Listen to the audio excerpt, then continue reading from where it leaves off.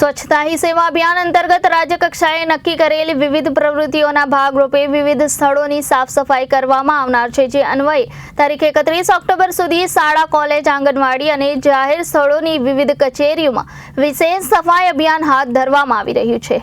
વડાપ્રધાન શ્રી નરેન્દ્રભાઈ મોદીના નેતૃત્વ હેઠળ શરૂ થયેલ સ્વચ્છ ભારત મિશનની નેમ જન ભાગીદારીમાંથી જન આંદોલનમાં પરિણમી છે। ત્યારે સ્વચ્છતા હી સેવા અભિયાન અંતર્ગત રાજ્ય કક્ષાએ નક્કી કરેલ વિવિધ પ્રવૃત્તિઓના ભાગરૂપે વિવિધ સ્થળોની સાફ સફાઈ કરવામાં આવનાર છે, જે અન્વયે 31 ઓક્ટોબર સુધી શાળા, કોલેજ, આંગણવાડી અને જાહેર સ્થળોની વિવિધ કચેરીઓમાં વિશેષ સફાઈ અભિયાન હાથ ધરવામાં આવી રહ્યું છે। જે અંતર્ગત તાપી જિલ્લામાં સ્વચ્છતા હી સેવા કાર્યક્રમ અંતર્ગત વિવિધ તાલુકાઓમાં પંચાયત ઘર, આંગણવાડી, જાહેર રસ્તાઓની આસપાસ સાફ સફાઈ કરવામાં આવી હતી।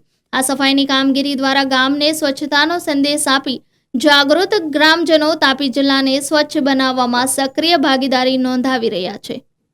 Reporter Ashish Gavit, Janadesh news, Vyara.